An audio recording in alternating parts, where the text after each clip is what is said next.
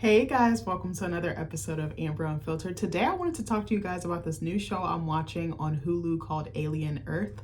But before I do that, don't forget to like, comment, and subscribe. Also, if you want to cash at me at Amber Unfiltered Show, that'd be greatly appreciated. I hope you guys are still watching. I hope you guys are still with me. I feel like my channel is kind of at a standstill, but I'm like, I have to realize that it's not about numbers, it's not about metrics, and just do it for the pure love of it. I don't think I'm trying to turn this into a full-blown career necessarily, but I actually enjoy talking. I enjoy finding new topics. I feel like there's a little bit of research involved in content creating and finding topics and information that can further back up your point or solidify your point. So I think that's what is still an appeal or draw for me as a content creator, even though I'm not doing it at the same level or putting out as much content as some of my peers. I still purely enjoy it, and I hope that you guys are still enjoying it. I hope that you're having a good week. I hope that good things are happening to you. I hope you have something fun planned for the weekend. I really don't have much planned outside of a family dinner, but besides that, I'm kind of just keeping it low key.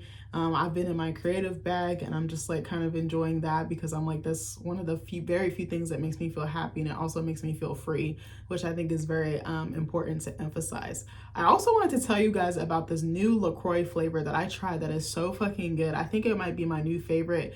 I feel like it comes in a close second compared to, is it Polar? I want to say Polar's toasted coconut flavor. That one still has a chokehold on me, but I want to show y'all. It's called Sunshine, and it literally tastes like sunshine in a freaking can. I wish I would get a sponsorship. That's what I really want to get, because I'm as much as I be promoting these products, I'm can someone give me a brand deal or something? I mean, I'm such a small content creator or small time content creator that I don't know if that would ever happen, but I don't want to speak ill in existence or put that down on myself. So, or put myself down, I should say, or put a dampener on the mood. So hopefully maybe one day I will have a LaCroix sponsorship or something that I actually use. I feel like if I ever had brand deals, I want it to be stuff that is practical, that I actually use, that I actually enjoy, and things that I use on an everyday basis, because I feel like those types of products are the best. You don't really think about it, but they serve a really good purpose. So anyways, I need to talk to you guys about Alien Earth. This is the only show that I'm consistently watching right now. I feel like TV has kind of slowed down in terms of excitement and unique content. I feel like Netflix has some good stuff coming out. I did do a video on the Katrina Come Hell and High Water, what was I gonna say? I can't even talk. Documentary on Netflix. Fair warning, those videos are going to be heavy, so brace yourselves. Do some self-care. I think those are coming out next Wednesday and next Thursday, which is, let me tell you the date. Next Wednesday, September 10th, and next Thursday, September 11th. But yeah, I wanted to talk to you guys about this show because I had not a deep conversation, but me and my husband had an extended conversation about this show last night, and we were like, bitch, what the fuck is this? It's so engaging that you want to know what's happening next, and I feel like we're hitting a plateau in the series, and I'm oh, I'm loving this. Now the tension and the climax is really about to come through with the clutch. But I know that Alien is a very popular franchise. I know it's a very popular IP. To be completely honest with you guys, I really was not a huge fan of this franchise just because I feel like there's been so much content made with it and from it, and I feel like it's more of a money grab. It almost doesn't seem like doing it for the love of the story or love of the craft, or love of the characters or the world. I just kind of felt oh, we're just making it just to make it. It almost reminds me of a Godzilla, because there's so many variations of it that it's hard to keep track of it all. And I feel like with Alien, there's a certain lore. I'm not super familiar with it. I know the gist of it, but I still don't really know the rules in this world. I don't know the backstory as far as the alien. I'm not really familiar with that type of stuff. I know Sigourney Weaver was in the original one, but I feel like it's kind of it has a lot going on, and it's almost too busy for me as a viewer. And I love complex stuff, and I love unique worlds and unique characters. But I feel like for me, it just felt every time I blinked, there was a new Alien show or movie or graphic novel, some type of medium existing with this story. And I was just I want to see something different. But I actually watched Alien Romulus months ago, and there were some parts that kind of fell flat for me, but I feel like it was a unique enough story, and they gave it a nice millennial or modern spin, I feel like. And I was all right, this is kind of tight. It was a little bit long for me, but there were some really standout performances, namely from David Johnson, I believe, who played the AI in that film. The name of the character is lost on me. Actually, I can look it up. I have my freaking laptop right here. Hold on, let me look it up and I can tell you. I know I did a video on him and his performance because he did a great job. Andy, that was the AI's name. I think he's about to be in that movie, The Long Walk, based on the Stephen King novel. I kind of only want to see it just because he's in it, because I think he's a phenomenal actor. And I really think he's going to take the industry by storm, even though he kind of already is. But let's talk about Alien Earth. I know I'm kind of all over the place. So, Alien Earth, I'm going to read the synopsis. When a mysterious space vessel crash lands on Earth, Wendy and a ragtag group of tactical soldiers make a fateful discovery that puts them face to face with the planet's greatest threat. The first episode was released on August 12th of this year. It's actually on FX's network, but it streams on Hulu, I think, like the next day or something like that. So we're a little bit behind. I think there's like 5 episodes. Excuse me, I was gonna say episodes with the PH or an F. I don't know where that came from. But we started watching it, I think it was like last week or the week before, because we literally couldn't think of anything else to watch. One of our things is we like to eat dinner together, and we try to watch a show or a movie or just something to kind of just have a way to connect and kind of like decompress from like our phones, work, and just like the ins and out of everyday life. That's just like a way that we bond, but also just to be close to each other. I feel like art has a way of bringing people together, and that's one of my favorite components of art. There's so many other things, obviously, but that's one of the biggest things that has drawn me to it for so long. But I was so like intrigued because I wanted to see where the characters were gonna go. The characters make some really wild decisions and they have really wild behavior. And like, I feel like there's gonna be some stuff that I talk about that I'm like, okay, that really didn't make sense to me as a viewer. Why did they do this? Why did they react like this? Like, I'm thinking if the character goes through X, then Y is going to happen, but then they do fucking Z. And you're like, bitch, what? So basically, I gotta think of how to explain it. There's like an island called, is it Never Island? I might be saying this wrong. Hold on, let me look it up because I might be saying this wrong. Hold on. I just want to make sure. Hold on. What was the island name?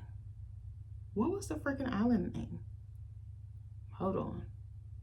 I'm so lost. I've been watching the show. Hold on. Neverland. I'm sorry. I said Never. I said Never Island. I was close enough. I'm sorry. I needed to look it up because that was killing me. But anyway, so there's like this island called Neverland. It's like a research island with like different facilities, different buildings on it. There's like this young, like man, I don't even want to say man. He's like a young man who's like supposed to have been like a boy genius, like a prodigy basically because he was brilliant. But I kind of feel like he's such an asshole. I think his name was Boy. What was his name? Oh my gosh, I'm drawing such a blank on the name. Boy, what was his name? Hold on, I'm about to look real quick. Shoot, why am I drawing a blank on the names? Hold on. Boy Cavalier. Jesus, I couldn't remember. He kind of gives me like a Lex Luthor type of tease. But yeah, he's like the brains behind it, and he's like a super duper trillionaire, billionaire, basically.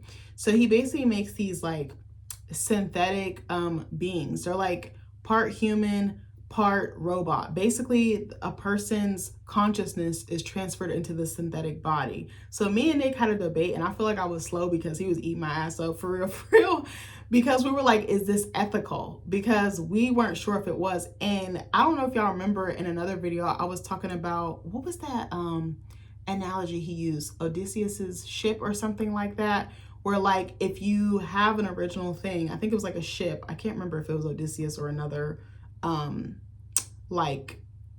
famed character, but like if someone has a ship and then they remove parts from it and put new parts in it, is it still like the essence of that original thing? That's kind of what this was kind of touching on. So me and him went back and forth, and I was like, I don't know how I feel about that. And I was like, the way that Wendy is the main character, so I think the human part of her name was Marcy. She was like a sick like 12-year-old girl. She kind of gave like she might have had like cancer or something, like something debilitating that made her pretty sickly. So Marcy's consciousness is transferred into this adult body, which I'm like, I feel like there's some ethical things. There's a moral dilemma there because it's like she's a child. She really can't consent. And she's thinking she's doing something for the greater good, because the reason why she's getting the body, it's not really made evident or clear to her. I feel like they're like, we're just going to help you. We're going to heal you. You're not going to be sick. You're never going to die. Like, you're going to be immortal. But then it comes at a cost for her later. And her family believes she's dead. That's the other part. She has a living relative. I think her parents are no longer alive, but her older brother is still alive. He's believed her to be dead. He's believed to have like gone to her funeral, the whole thing. And he's just working. Like he's kind of in grind mode, because I think the grief is like consuming, you know, all consuming. So we were trying to think about like, is this ethical and is this right? And I was like, I don't think that it is, because she's a kid. She can't really comprehend what she's actually doing. And you're an adult, like you haven't even gone through puberty. So then there's like that aspect. And if you're placed in an adult situation, but you have childlike responses, it kind of, I don't know. So basically they make Wendy. It's kind of named after like Peter Pan and like the Lost Boys. So they make Wendy, and then there's a bunch of other kids on this island or this facility, or in this facility, that basically have the same experiences. They're sick kids or sickly children, and they're transported into these adult bodies. So then on the other hand, I was gonna say the meanwhile, I don't know why I got confused.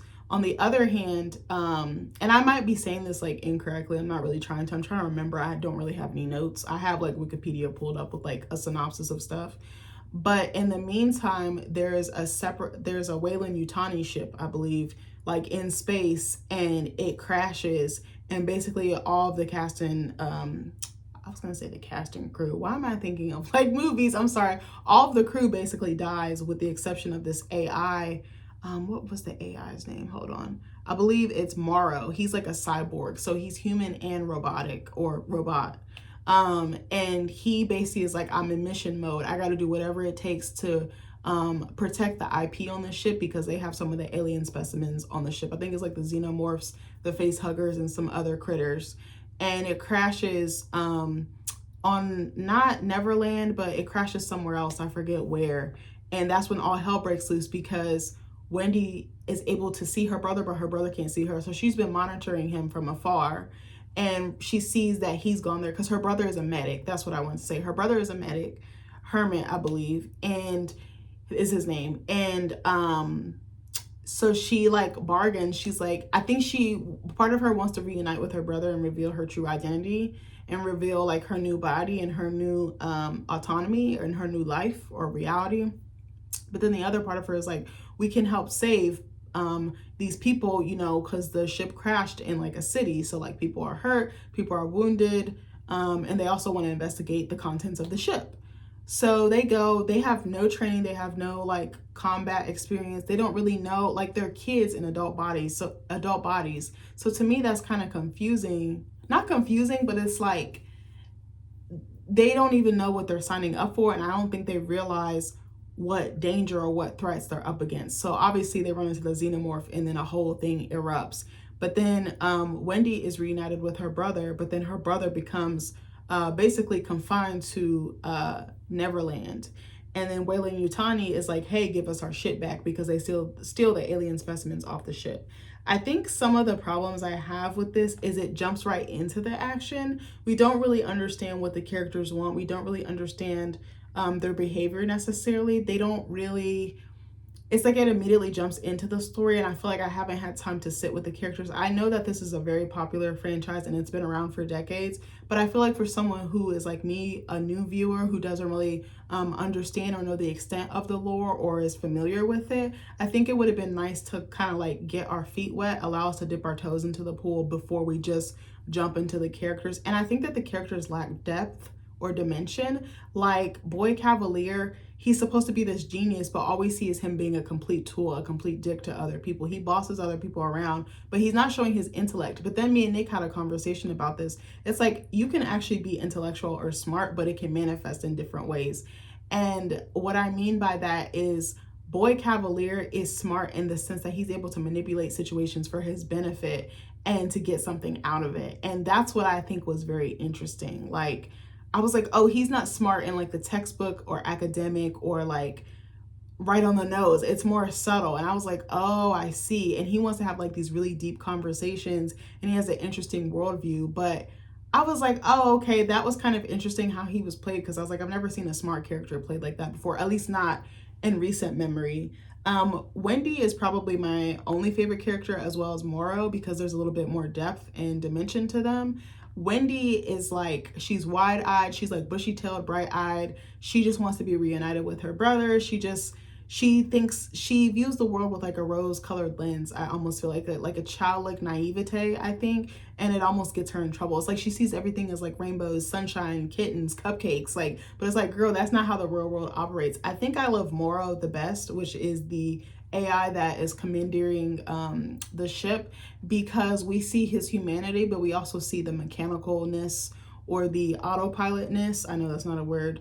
Of his character, but then we come to find out like he had a family. He's basically on contract, on loan, on retainer by Weyland-Yutani, and he'll stop at nothing to get what he wants. He kind of has that kill, don't be killed mentality. Like, he's very like gung-ho, and he's almost like Terminator-esque in the fact that he's fixated on things. But the other characters lack dimension, especially the rest of the Lost Boys crew. Like, I feel like there's not, like, I don't really know what these kids want. I don't know what they lost. I don't know what diseases that they had. I don't know what their life was really like before. There is one that we kind of get a little bit, but he's also, we get a little bit of backstory to him. His name is Slightly. His storyline is interesting. So Moro actually breaks into like his mainframe. I'm probably saying this wrong. And basically is trying to manipulate him to give him the alien specimens back, because if he doesn't, Weyland-Yutani is going to have his head on a spike on a platter, essentially. So he's like manipulating him. And I do like the fact that it's interesting that they made them children, and the fact that children are easily gullible or easy to manipulate. I thought that that was very interesting. So he's striking up this false friendship. And in the episode we watched yesterday, it was interesting.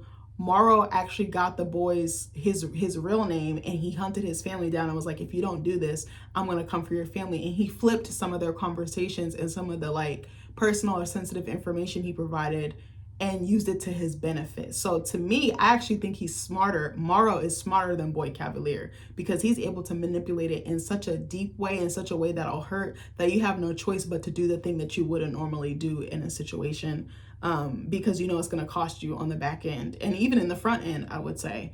But I think that storyline is interesting. There's another character named, what was her name? I gotta look. Is it Curly? Let me see. I might be wrong. Shoot. Okay, hold on. I'm gonna have to look it up. Sorry, I don't remember the names. Curly. Where's my brain? I'm sorry, y'all. I told someone at work, that's not Curly. That's a different girl. Is it Curly? No, Curly is the other girl. What was the girl's name? It says it right here. I'm so dumb, I swear. Hold on. No, that's Alien Romulus. Hold on. Sorry, y'all. It's been a long day at work. I'm like so tired. I was literally bringing up this guy's order, and I blinked out in the middle of the order. And I was like, you ever see the buffering sign? And he started laughing because he was like, yo, that's me too. It was an older white guy. He was cool as hell. Nibs. Nibs has an interesting storyline, because there was like this eye thing, this eye parasite that like got in her eye, and it's like making her lose her mind.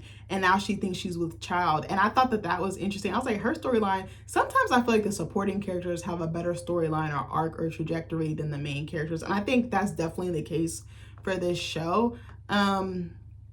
Timothy Olyphant is in here. He plays Kirsch, who's like a scientist. He's like the lead scientist, and he's also AI as well.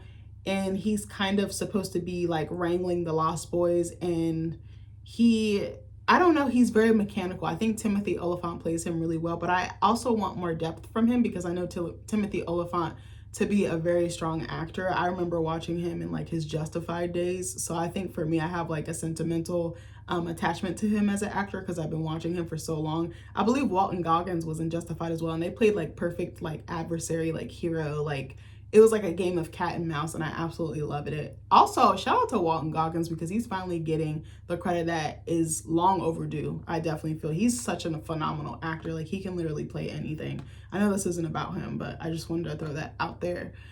I think I really like the world building. I think that the world is believable. I just wish there was a little bit more fleshing out with certain details. Some of the other characters don't really do anything for me. Like if they weren't there, I wouldn't miss them. Like there's a scientist. She kind of gives Susan Sarandon tease. Hold on, let me do Alien Earth cast. I gotta remember what her name was. See, I can't remember no one's name. Is it Dame Sylvia? She's like a scientist or something that's on the, is it her? Yes, it's her. I'm sorry about that. Yes. So she's like a scientist, one of the lead scientists on this Lost Boys project, you know, converting the children's consciousness into, or like transporting it into the robotic bodies or the synthetic bodies. And she's actually married to another scientist there who just literally asked her in last night's episode, I think it was episode 4, he's like, you know, is this ethical? Like, are we taking it too far? And he posed a question. He's like, we either have really successfully completed our research and our projects, you know, the kids, or we just killed 6 kids and we like stole their innocence and their entire existence. And I thought that was a really interesting dilemma. And I don't know. I feel like it's missing a little something. I feel like it's very fast paced a little bit as well. I think it's kind of silly the fact that they're just willing to take these alien specimens back to the island and think that nothing is going to happen. It's more so Boy Cavalier wanting this and everyone just falling in line. He kind of rules with an iron fist. I feel like he's very like tyrannical, like very like a megalomaniac or an egomaniac, and they just feed into it. And I'm like, why doesn't anyone have the cojones or the balls to stand up to him? I kind of don't like that. They all just fall in line. And I'm like, this man, I cannot take this man seriously, because Boy Cavalier would be literally shouting orders in his fucking pajamas, in his fucking bathrobe. And I'm like, that's not believable to me that a young kid is bossing around someone twice his age, or people that, you know, robots, things, you know, objects that don't actually have feelings, or we believe to not have feelings. I do think that AI and things like that, well, actually, I'm not going to say that. But anyway, yeah, I don't know. There's another moral dilemma. I want to say that Hermit, Wendy's brother, actually gets tore up by the xenomorph, if I'm not mistaken. And he is basically on the cusp of death. And I think they use a lung from one of the alien specimens and puts it in his body without his consent. And I thought that was interesting. And I was like, what adverse reactions or effects is he gonna experience because of this? And he doesn't even know. And then his sister is very connected to the alien. It's like they're speaking the same language, on the same wavelength. So I'm curious to see what else happens. I'm trying to think what else. I'm trying to think what else I was thinking of. I think really if they develop the character more, develop the characters more, that would move the story along better. It would move the needle for me. I also feel like I don't necessarily know what the end goal is with taking ownership or taking possession of the alien specimens. I guess making some sort of army or weaponizing it so that you can be the most powerful ruler or figurehead. But I don't know. I just wanted to know if anyone else was watching the show, what were you guys thinking? I have some predictions, but I don't want to ruin them for you. I think there's some interesting like supporting storylines or overlapping plot points, or I'm trying to think what else I was going to say. I forgot what I was going to say. I just blinked out so hard. But I don't know. I think I'm trying to give the Alien franchise a chance and not just judge it based off trailers, because I sometimes feel like trailers can either do one or two things. They can give you too much information, or they can not match up to the actual story. But I don't know. I just think that sci-fi, space, dystopian-esque worlds can be very interesting because they can explore some very unique and very real and very human issues. And I think that's what I like the most about it. It almost reminds me of horror. It can make social commentary about things that are not of the norm, or that can be controversial, that can kind of straddle either line or straddle the fence. And that's what I really love about the genre. I also like the creativity that's put into it, like making different planets, making different worlds, making different like multiverses or whatever you want to call them. I think that that's very interesting. I think the acting isn't as strong. I think another thing, that's it. The acting isn't as strong for me. And I was like, it could be directing, it could be behind the scenes stuff. There could be a number of things. I think for me, if I found out that my sibling who I thought was dead was still alive in the spirit, even though it's a different vessel, I think I would have had a much more visceral or stronger reaction. And I actually feel like there's no chemistry between two of the leads, which would be, hold on, let me go back, I'm sorry, which would be Wendy and Hermit, which is supposed to be the brother and the sister. Like, I wish there was more chemistry. I actually said I felt like they were more lovers. Like, the brother kind of look at her with them fuck me eyes, and I'm like, that's kind of weird. And I'm like, that's still technically your sister on some level. So I was like, that's kind of strange to me. But I actually said this to Nick last night. I was like, I don't really feel chemistry, and I don't feel that sibling connection. I don't feel that familial connection. And I was like, I feel like Wendy gets along more and has more of a brother-sister relationship with the Lost Boys, you know, the other children that were, their consciences or consciences were transported into these other bodies, like, or other vessels. Yeah, that part was really lacking for me, and I feel like it kind of showed in different areas as well. And some of the characters that were in the background have come more into the forefront, which I really didn't understand. I actually think that there's too many characters, and it's kind of confusing to follow and remember them all unless they have such a standout storyline, like Nibs' storyline, like Morrow's storyline, or even Slightly's storyline. Those actually stand out more to me than the one between Wendy and her brother, or Boy Cavalier with his scientists, like the team of scientists that he's employed. Even the woman who plays the head of Weyland-Yutani, it wasn't like convincing enough for me. I'm not feeling that much emotion. I'm not feeling that much passion, and just chemistry between the cast. It does seem mechanical. I think that they have that part right in terms of like the AI robotic aspect of it, but I don't really feel a connection. I don't feel like the actors are on their A game. That's what I want to say. Like, I feel like there was a different feeling in Alien Romulus, and I know there are two different mediums. One is a movie, one is a TV show, but I think that you can still have a strong performance in a TV show. I think it definitely depends on a combination of things, but I think it does start at the top, and I do think that it starts with the actors. I think it starts with the directors. I think it starts with your camera person. I think it starts with your sound. All those elements are supposed to marry together to create one big body, beautiful body of work. Excuse me. Hold on one second. I need to drink some water.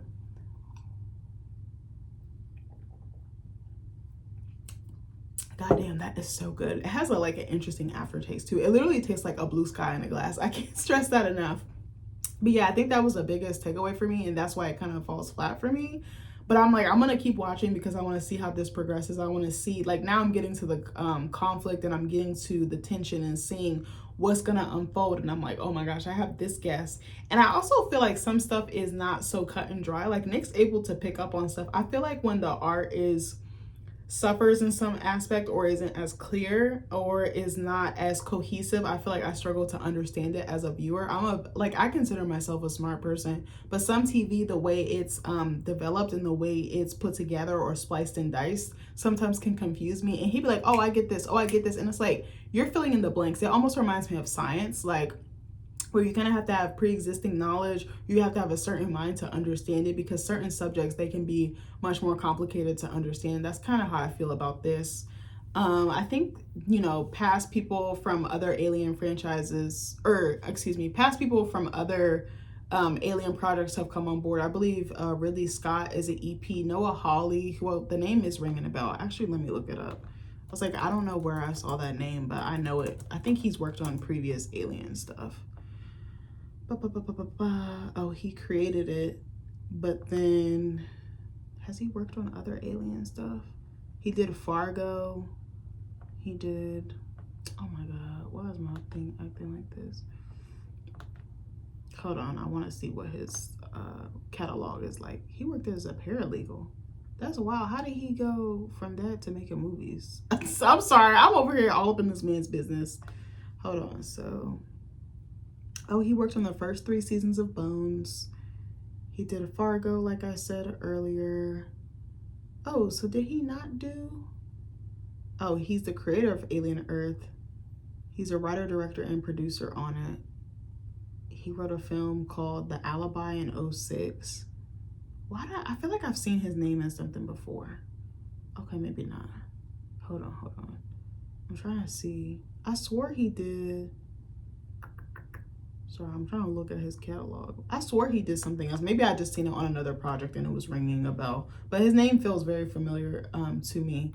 But yeah, I think I just wanted to talk about that for a second. I hope that TV kind of picks back up, because I'm like, dang, I'm really grasping for straws trying to find content. And sometimes you just want to watch something just to like turn your mind off, to not really think about anything. But I'm like, I'm a viewer who appreciates deep art and like art that forces you to think and think outside of the box and have like really interesting, complex conversations. Not to shit on this, I think that is doing a good job for the type of genre that it is. And I would say it's probably like roughly a 6.5 or a 7, but I see it progressing potentially and getting better. And maybe Noah Hawley wanted to do something completely different. He might have wanted to go, you know, deviate from the norm so that he could maybe put his own spin, his own signature. That is very much possible. There could be stuff behind the scenes. I don't want to shit on anybody, because I know how hard it is to make TV, to get it greenlit, to get the financing, and to actually shoot it and not be shelved or not be postponed. So I want to not preface, I mean, this is like the end of the video almost, but I want to just put that in there and leave you with some food for thought. But let me know, what are you guys watching? Are you gonna watch Alien Earth? Are you interested in it? I'm trying to think, are there any shows coming out? I haven't really seen anything. I might do some research and see what else is coming out. There's some movies that I'm really excited for. I've been contemplating if I want to see him. I know for a fact I'm definitely seeing Avatar 3, Fire and Ash. I want to see that movie with Tiana Taylor and Leonardo DiCaprio, One Battle After Another. There was another movie that I wanted to see, and now I'm drawing a hard blank. Actually, hold on. Let me see. Movies coming out later this year. I feel like there's some other stuff that I don't want to... Okay, let me see. I don't know why they're making another Conjuring movie, bro, but that's besides the point. Okay, hold on. I'm trying to see what else is coming out. Bro, what? Okay, hold on. I don't know. Maybe that is the only few that I want to see. I feel like there was something else. Hold on. Or maybe not. Oh, I want to see Tron Ares. That was the other one. I think it was. I was going to say something else. Did you guys know? Hold on.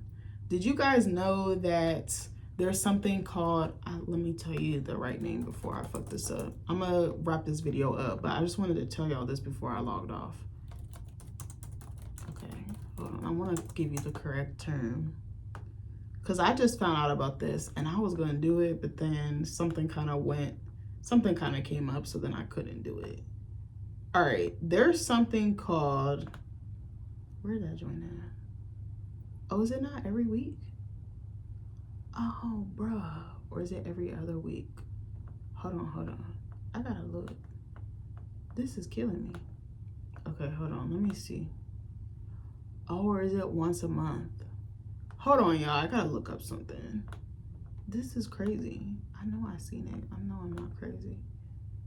Is it the first Monday of the month? Dang, when did I see it? I know I'm not crazy. Hold on, will it let me go back? Hold on, there's a reason why I'm saying this. Oh yeah, you can't go backwards. Hold on. Monday. Yes, okay, I just found it. Okay, so there's something called Monday Mystery Movie. I just found out about this and I wanted to share this with you guys before I got off the video.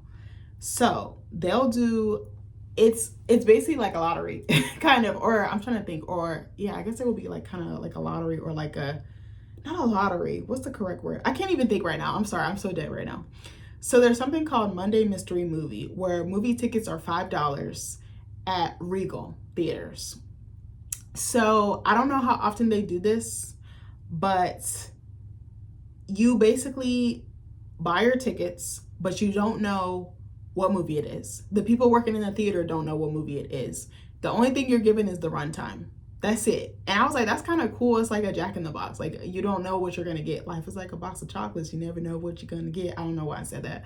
But I found out about this because we had off, well, I already have off on Mondays, but my husband had off of work, and I was like, we should do something, we should get out of the house, because we never both have the same time off unless it's like a scheduled vacation or something like that, which we don't take a lot of vacations, but we were trying to be more intentional about doing that lately. So I was like, oh, we should go. It's literally $5. I literally like clicked seats and went, and it was like $14 for 2 tickets. And I was like, that's crazy work that I'm basically paying for the price of one. But you don't know what it is. That's the only thing. It could be a new movie. So it said it's early screenings of new movies. It doesn't tell you the genre. It doesn't tell you the plot. It doesn't tell you the cast. It doesn't tell you anything. And I think that's kind of cool. And it's only at 7 o'clock at night. That's the only thing. And I was like, I think they're trying to incentivize people to come to the movies on Mondays. But I was like, I want to do that one day. Like, I don't know when the next time I'm going to be able to have the opportunity to. But I was like, that is so tight. So if you ever get a chance, try that. One thing I really wanted to do was like do the membership where like you can see as many movies as you want a month. But I was like, I don't really feel like I have the time to really be doing that with school and everything else, even though I'm on break right now. I was like, I'd be so busy doing other stuff. But I was like, one day I want to have like a movie subscription, because I actually truly enjoy going to the movies. I enjoy TV. I'm a huge lover of it. I actually watch a lot of content, and a lot of it I don't even be recording or sharing. Sometimes I'd be like, oh, I want to talk about that. But then I'd be like, that might just have been just for me. It might have just been for entertainment or just like a consumption like aspect. Like maybe it just was something I needed to feed my spirit or just take my mind off of X, Y, and Z. But anyways, I wanted to tell you guys about that. If you don't know about it, I say give it a chance. Let me know. Let me know if you liked it. Let me know if you didn't. But anyways, I'll see you in the next video. I hope you liked my rambling. I don't even know what this was. I feel like it went totally left. But anyways, I love you guys, and I'll see you in the next video. Bye.